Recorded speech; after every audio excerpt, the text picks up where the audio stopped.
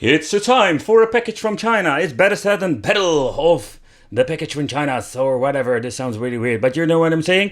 It's the PlayStation 2 version 1 against the PlayStation 2 HDMI version 2.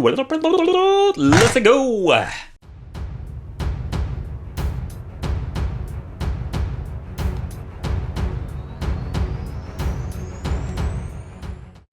Hey, welcome back to the channel. So in this video I want to dedicate it to the PlayStation 2 HDMI and the PlayStation 2 HDMI version number 2.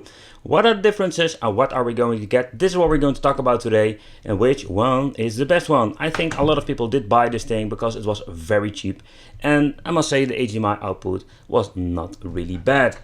The question remains, is this thing better? It also supports PlayStation 1. That is the first thing that we're going to talk about. So don't forget to subscribe to the channel, hit the little bell, and let's talk about HDMI for your PlayStation systems. Alright, so there's one thing I need to point out, that if you're having two of these dongles, keep in mind that this thing works with the PlayStation 1 and this one doesn't. The simple reason is that this thing upscales the RGB or the composite signal, and this thing works on component.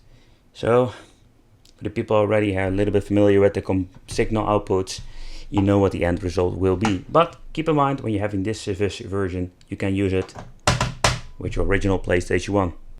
When it comes to PlayStation, I just need to point it out for the people who missed it out, is that PlayStation 2, the fat model, number 1, supports this dongle. But there is a catch. There is something you need to know. When you're turning this thing around, you have a serial number, but you can't see it because the HDD's network doubles on the position here. But you're having a serial number. When you're having the first release generation, this thing doesn't have the function for components, so you can't use this. So there's something you need to just keep it in mind. Check your serial number before you're buying this thing. Otherwise, you need to get yourself another PlayStation 2. Both of the dongles will work on the PlayStation 2, so this is going to do the test of the dongle. We're going to forget about the PlayStation 1. Did a separate review about it. So let's go.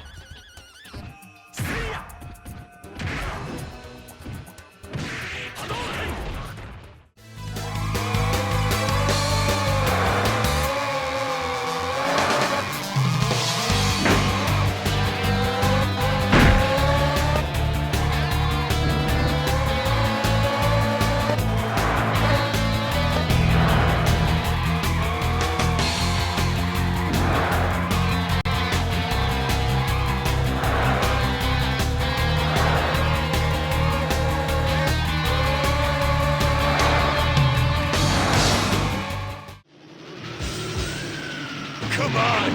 Now is your time to die. I'm going to make you pay! Ready! Fight! There you are! Take this!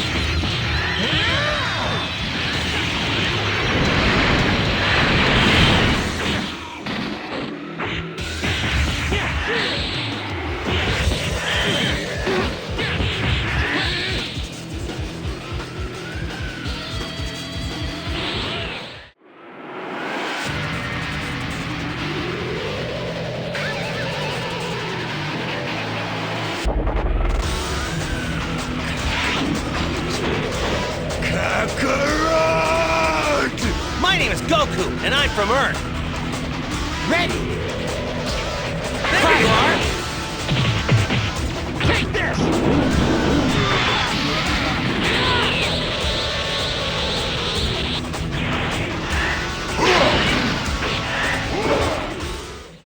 And sadly, when you're putting them side by side, you can see the big difference.